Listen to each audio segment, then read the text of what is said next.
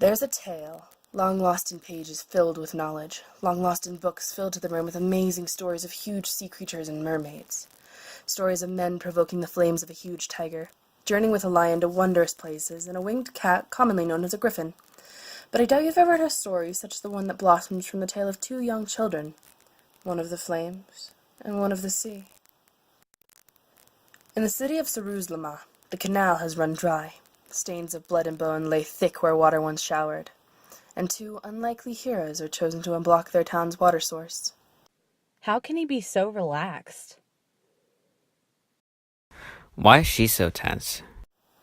They made good time, nearing the gates of Saruzlama before the sunset struck, the sun beaming down on them as they walked for what seemed like hours on end toward the gate. Neither could have been prepared for what they saw.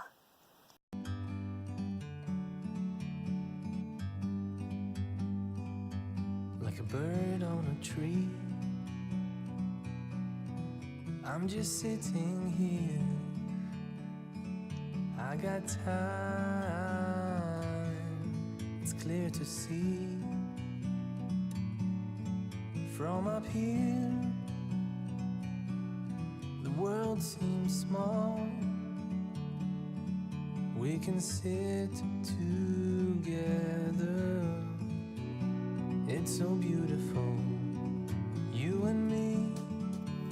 He must have been 50 feet tall, stone grinding together as he moved. He'd eyes of emerald and moss loosely scattered his stone pelt. An emblem of iron and ruby hung around his chest, the same emblem locking the gate behind him. His voice echoed around the rocky hillsides, making Aries jump away in fright while Taurus grinned up at the beast as it roared. None shall pass, none unworthy pass through the gate of Saruzlama, lest they be worthy of the riddle of the gatekeeper. We will take your riddle and beat it too. Worthy or not, sir, we will pass you. What is more powerful than the gods, Zeus, and more evil than the land of the dead? What the rich folks need not, and the poor people have plentiful. And if you eat it, death will greet you quick. It's not what you think it is. I know that for a fact. Nothing. The answer is nothing. Therefore, the answer is endless possibilities, and the riddle cannot nearly be solved.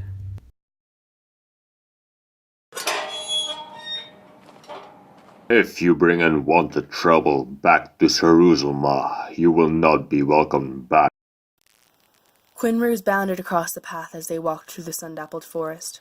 Days and nights passed, their perilous journey seeming to be without end. Conflict between the two grew less and less, and oftentimes Aries could be caught actually smiling as she listened to her traveling companion's ramblings about his home. Then the day came when they saw her, atop a mound of mud blocking the river, and the abomination looked down at them and let out a deep growl, the sound rumbling in her throat as though she were thunder. She jumped down, her two heads bobbing up and down while her snake tail lashed back and forth, venomous fangs catching the sunlight. I've always liked to play with fire. Play with fire. Play with fire. Fire, fire.